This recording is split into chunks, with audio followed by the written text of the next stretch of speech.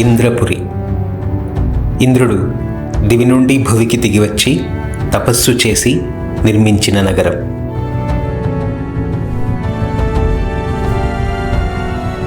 వరదరాజస్వామిని ప్రతిష్ఠించి 10 రోజుల పాటు బ్రహ్మోత్సవాలు నిర్వహించిన ప్రదేశం. గరుడ వాహన సేవకు ప్రతి ఏటా క్రమం తప్పకుండా వస్తున్న గరుడ పక్షి. గాయత్రి, సావిత్రి, సరస్వతీ నదులు ఒకచోట కలిసే త్రివేణి సంగమం. కృతయుగం నుండి ఉన్న బ్రహ్మసూత్రం ఉన్న శివాలయం.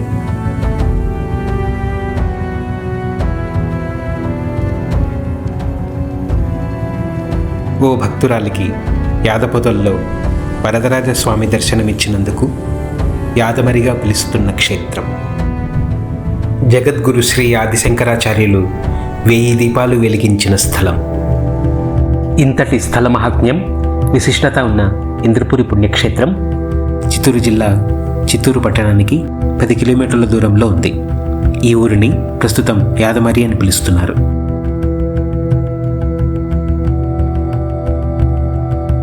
అజరామరమైన ఈ పుణ్యక్షేత్రంలో శ్రీదేవి భూదేవి సమేతుడై శ్రీ వరదరాజస్వామి దివ్యమందహాసంతో కొలువై ఉన్నాడు.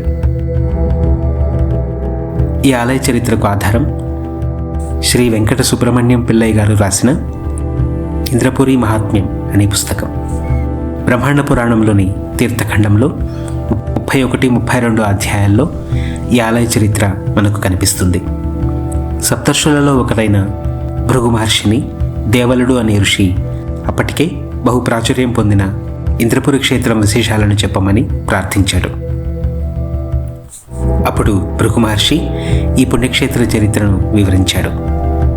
చాలా యుగాలకు పూర్వం నముచి, జంబాసురుడు అనే 2 రాక్షసులు ఘోరమైన తపస్సు చేసి బ్రహ్మచేత వరాలు పొందారు.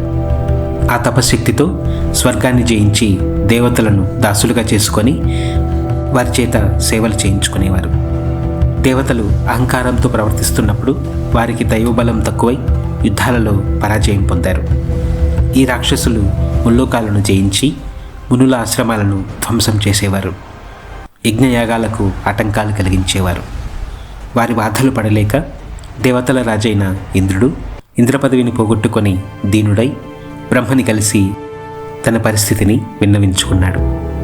అప్పుడు బ్రహ్మ, దేవేంద్ర, ధర్మం తప్పి గర్వంతో మసలుకుంటున్నప్పుడు ఆ శ్రీహరి దయలేక నువ్వు ఇలా కష్టాల పాలయ్యావు. ఆ మహావిష్ణువు అనుగ్రహం కోసం తపస్సు చెయ్యి, నీకు విజయం సిద్ధిస్తుంది. మరలా నువ్వు నీ వారితో కలిసి స్వర్గంలో సంతోషంగా ఉండగలవు. నేను కూడా లోకక్షేమం కోసం పరమేశ్వరునితో కలిసి ధర్మ పరిరక్షణ చేయమని ఆ శ్రీహరి కోసం తపస్సు చేస్తాం అని కర్తవ్యం ఉపదేశించాడు. ఆయన ఆదేశం ప్రకారం భూమిపైన తపస్సుకు అనువైన ప్రదేశం కోసం వెతుకుతున్నప్పుడు సకల శోభాయమానమై వెలిసిల్లే ఈ ఆదిమారికి పక్కనే ఉన్న ఒక పర్వతాన్ని చూశాడు. ఇక్కడే స్వయంభూగా వెలిసిన పరమేశ్వరుని సన్నిధిని చూసి అబ్బురపడి నమస్కరించాడు. గాయత్రి, సావిత్రి, సరస్వతీ నదులు ఒకచోట కలిసే త్రివేణి సంగమాన్ని చూశాడు. తన తపస్సుకు విశేషమైన ఈ పవిత్ర స్థలమే అనువైనదే అని గ్రహించి మిగిలిన దేవతలను ఆ పర్వతంలో తలదాచుకోమని తను తపస్సు ప్రారంభించాడు. అచంచలమైన భక్తితో శ్రీహరిని మనసులో నిలుపుకొని తదేక ధ్యానంతో 1000 సంవత్సరాలు కఠోర తపస్సు చేశాడు. అతని భక్తి ప్రపత్తులకు సంతోషించి శ్రీ మహావిష్ణువు గరుడ వాహనంపై ప్రత్యక్షమయ్యాడు. గద, శంఖచక్రాలు ధరించిన శ్రీహరి దివ్యమంగళ స్వరూపాన్ని కన్నులారా చూసి పరిపరి విధాలుగా కీర్తించాడు. శ్రీహరి చిరునవ్వుతో, నీ అభిష్టం నాకు తెలుసు దేవేంద్ర, నీకు భక్తి అనే ఆయుధాన్ని ప్రసాదిస్తున్నాను. మరికొంతకాలం ఇక్కడే ఉండి నీ భక్తి చేత మరింత శక్తిని సంపాదించగలవు. అలాగే నీ వల్ల లోకానికి శుభకరమైన ఒక మహత్కార్యం కూడా జరుగుతుంది అని చెప్పి అంతర్ధానమయ్యాడు. ఇంద్రుడు శ్రీహరి దర్శనంతో పరవశుడై స్వామి రూపాన్ని మనసులో మాటిమాటికి తలుచుకుంటూ పరమానంద భరితుడయ్యాడు. అప్పుడే అతనికి ఒక గొప్ప ఆలోచన మెరిసింది. తనకు దర్శనమిచ్చిన స్వామిని తన తపస్సుకు ఉపకరించిన ఈ దివ్యక్షేత్రంలో శ్రీభూ సమేతంగా విగ్రహ రూపంలో లోకక్షేమం కోసం ప్రతిష్ఠించాలనుకున్నాడు. దేవశిల్పి అయిన విశ్వకర్మను రప్పించి స్వామి విగ్రహ లక్షణాలను చెప్పి విలక్షణమైన గర్భగుడిని, ఉన్నతమైన గోపురాన్ని, కళ్యాణ మండపాలను నిర్మించమని ఆదేశించాడు. విశ్వకర్మ అతి సుందరమైన వరదరాజస్వామి విగ్రహాన్ని శ్రీభూ సమేతంగా మలిచాడు. ఒక శుభముహూర్తంలో ఇంద్రుడు వరదరాజస్వామిని ప్రతిష్ఠించి వైఖాసనాగమ శాస్త్రం ప్రకారం పూజించి సంప్రోక్షణలు నిర్వహించాడు. ఆలయం చుట్టూ 4 వర్ణాల వారు ఉండటానికి ఒక నగరాన్ని నిర్మించాడు. ఆ నగరం విశాలమైన వీధులతో, మేడలతో, ఉద్యానవనాలతో, పుణ్యనదీ తీరాల సంగమంతో, స్వర్గంలో ఉన్న ఇంద్రపురమేమో అనిపించేంత అందంగా ఉంది. నిత్యం స్వామి సేవలో ఉన్నాడు ఇంద్రుడు.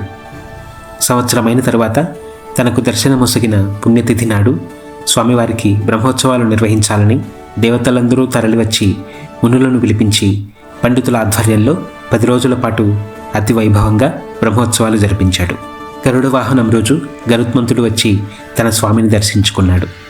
అది మొదలు ఇప్పటికీ కూడా ప్రతి ఏటా 2 సార్లు జరిగే గరుడ వాహన సేవకు గరుత్మంతుడు రావడం పరిపాటి అయింది.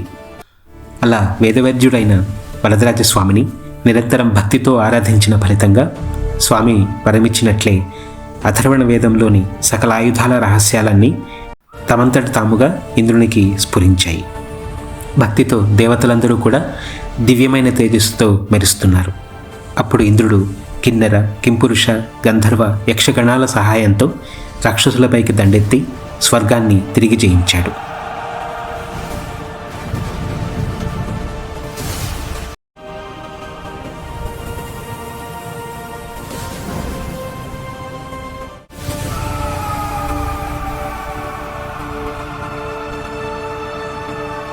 అని భృగు మహర్షి వివరించాడు. ఇది విన్న దేవలుడు మహర్షి, బ్రహ్మదేవుడు, పరమశివుడు కూడా తపస్సు చేస్తున్నారు కదా, వారి గురించి చెప్పమని అడిగాడు. సమాధానంగా భృగు మహర్షి ఇంద్రునికి సాక్షాత్కరించినట్లే వారికి కూడా శ్రీహరి సాక్షాత్కరించి దేవతలకు శుభం చేకూరుస్తానని వరమిచ్చాడు.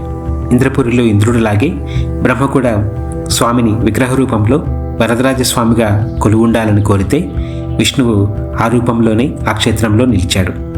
పరమశివుడు కూడా ఏకాంబరేశ్వరుడుగా ఆ క్షేత్రంలో అవతరించాడు. ఆ పవిత్ర క్షేత్రమే నేటి కాంచీపురం. అది మొదలు బ్రహ్మాది దేవతలు ప్రతి ఏటా బ్రహ్మోత్సవాలు మొదట వైశాఖ మాసంలో కంచిలోని వరదరాజస్వామికి జరిపిన తరువాత జ్యేష్ఠ మాసంలో ఇంద్రపురిలో జరిపేవారు. అందుకు భక్తుల నిదర్శనంగా కంచి నుండి ఛత్రం అంటే గొడుగు, చామరం అంటే వింజామర మొదలైనవి ఇక్కడికి తీసుకొని వచ్చి ఉత్సవం జరిపిన తర్వాత తిరిగి కంచికి తీసుకొని వెళ్ళేవారని చరిత్ర ద్వారా తెలుస్తోంది. దేవలుడు భృగు మహర్షిని మరొక ప్రశ్న అడిగాడు. ఇంద్రపురి సమీపంలో ఉన్న పర్వతానికి శోభనాద్రి అనే పేరు ఎందుకు వచ్చింది అని. భృగు మహర్షి దేవతలకు కష్టకాలంలో నీడనిచ్చి నారాయణుని పూజించినందుకు వారికి శుభం కలిగించింది కాబట్టి ఆ పర్వతానికి శోభనాద్రి అని పేరు వచ్చింది.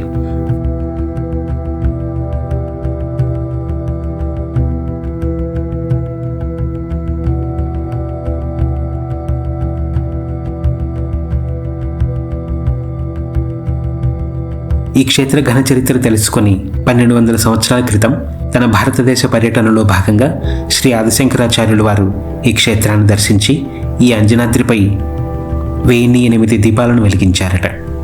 ఆ పరంపరను కొనసాగిస్తూ 2026 జనవరి 10వ తేదీన మైసూరు మఠాధిపతులు వారి శిష్యులు వచ్చి ఈ కొండపైన దీపం వెలిగించారు.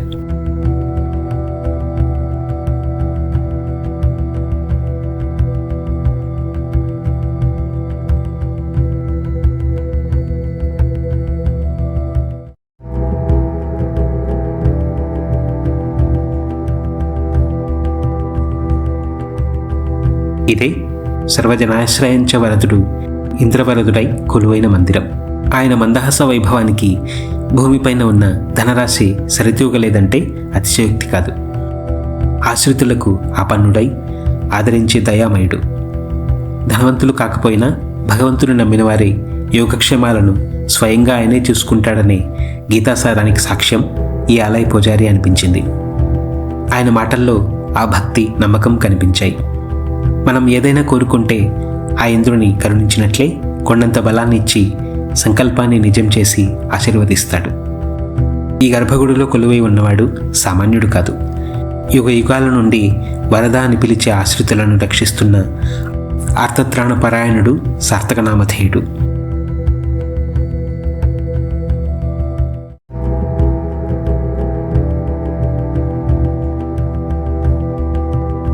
పెద్ద రాజగోపురం, విశాలమైన ప్రాంగణం, అండాళ్ళ అమ్మవారు, మహాలక్ష్మి అమ్మవార్ల ప్రత్యేక మందిరాలు చూసేవారిని ఆకర్షిస్తాయి. మోము చూచినంతలోనే మోహింపించి నీతడు అని అన్నమాచార్యులు వారు అన్నట్లుగా ఆ దివ్యమంగళ స్వరూపాన్ని చూడగానే ఆ సమ్మోహనమైన సౌందర్యానికి దాసులమైపోతాం. ఆ చిరునవ్వు చిందించే లాలనలో సాంత్వన పొందుతాం. వరదుడై దేవతలనే రక్షించి నేనున్నానని అభయహస్తం చూపిన కరుణామూర్తి. మానవ మాతృలమైన మనల్ని కరుణించడం ఆయనకి ఇసుమంత మాత్రమే కదా. ఆయన సన్నిధికి వచ్చి ఏదైనా సంకల్పం చేసుకుంటే ఆ సంకల్పానికి బలాన్నిచ్చి అది దిగ్విజయంగా పూర్తి చేయించడం వరాలు ఇచ్చే వరదరాజస్వామి ప్రత్యేకత. ఒక్కసారి గర్భగుడిలో ఆయన చూస్తే పరవశులై వదిలి రావాలంటే మనసొప్పదు. అంత ప్రకాశవంతమైన మోముతో ఆనంద సుధాబిందువుల్ని చిందిస్తూ శ్రీదేవి భూదేవి సమేతంగా దేదీప్యమానంగా వెలిగిపోతూ ఉంటాడు. అసలు ఆ గర్భగుడి నిర్మాణ శైలి చాలా విలక్షణంగా ఉంది. దేవశిల్పులు నిర్మించినందుకేమో. స్వామివారు పశ్చిమ ముఖంగా ఉన్నారు. ఈ ఊరిని ప్రస్తుతం యాదమరి అని పిలుస్తున్నారు. ఆ పేరు రావడానికి కూడా ఒక కథ ఉంది. చాలా ఏళ్ల క్రిందట ఒక భక్తురాలు క్రమం తప్పకుండా కంచి వరదరాజస్వామి గరుడ సేవకు వెళ్ళేదట. అలా తను గర్భవతిగా ఉన్నప్పుడు కూడా వెళ్ళాలని ప్రయాణం చేస్తున్నప్పుడు ఈ ఇంద్రపురి సమీపంలోకి రాగానే యాద పొదలలో ఆమెకు ప్రసవమైంది.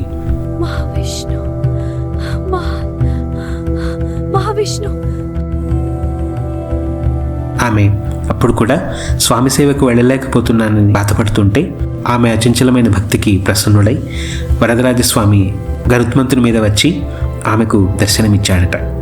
ఆమె చూడలేకపోయిన గరుడ సేవను ప్రత్యక్షంగా చూపించాడు. ఆ సంఘటన గుర్తుగా యాదపొదల పేరు మీద యాదమరి అనే పేరొచ్చిందని చరిత్ర చెబుతోంది. ప్రతి సంవత్సరం మే నెలలో 10 రోజుల పాటు బ్రహ్మోత్సవాలు వైభవపేతంగా జరుగుతాయి.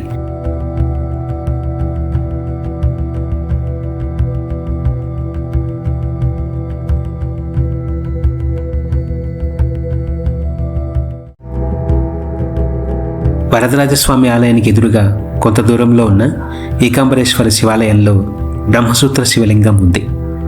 ఇంద్రుడు తపస్సు చేయడానికి ముందు దర్శించిన శివలింగం ఇదే. అప్పటికే ఏకాంబరేశ్వరుడు ఇక్కడ కొలువై ఉన్నాడు.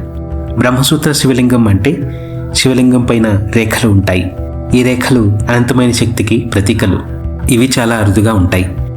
బ్రహ్మసూత్రం ఉన్న శివలింగాలు మన దేశంలో పుష్పగిరి, భీమవరం, హత్తిరాలలో ఉన్నాయి. త్రేతాయుగానికి ముందు నుండి ఉంది కాబట్టి వాటికంటే ముందు వెలిసిన బ్రహ్మసూత్ర శివలింగం ఇదేనని చెప్పవచ్చు. అలా ఇది కంచిలో ఉన్నట్లుగా హరిహర క్షేత్రంగా విరాజిల్లుతోంది. ఏకాంబరేశ్వర స్వామికి ప్రతి ఏటా మహాశివరాత్రి సందర్భంగా బ్రహ్మోత్సవాలు జరుగుతాయి.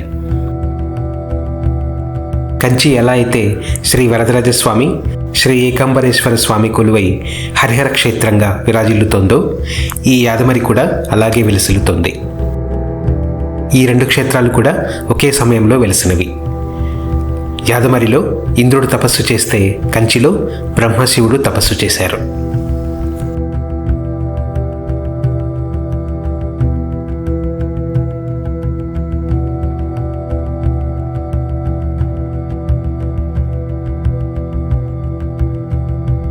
యాదమరి శ్రీ శ్రీదేవి భూదేవి సమేత వరదరాజస్వామి ఆలయంలో వైకుంఠ ఏకాదశి సందర్భంగా జరిగే గరుడ సేవ వైభవం ఇది.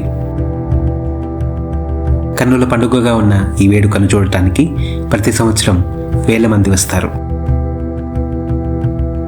బాగా గమనిస్తే ఇక్కడ గరుడ పక్షి వచ్చి స్వామిని దగ్గరగా చూసి వెళ్తోంది.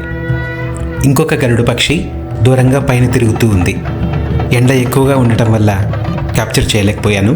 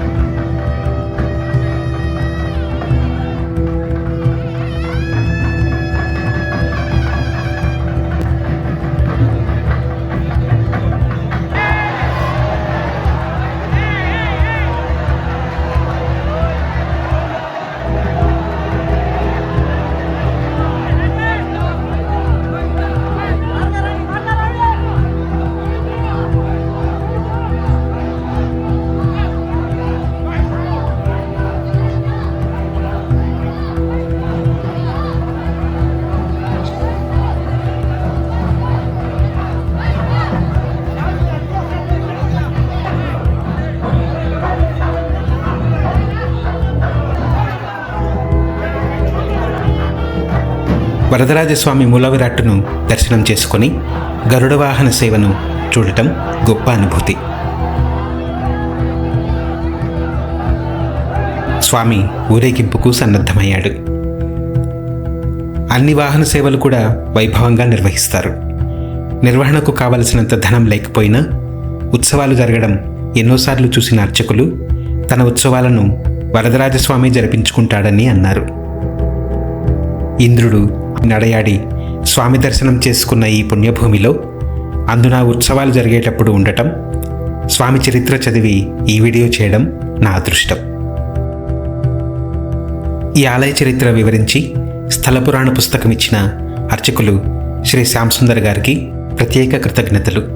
అలాగే ఈ యాదమరి క్షేత్రం విశేషాలను చెప్పిన పలమనేరు శ్రీ వెంకటేశ్వర స్వామి ఆలయ అర్చకులు శ్రీ అఖిల్ గారికి వీడియో చేసిన తర్వాత అందులోని కొన్ని తప్పులను సవరించిన అర్చకులు శ్రీ హేమంత్ గారికి ప్రత్యేక కృతజ్ఞతలు.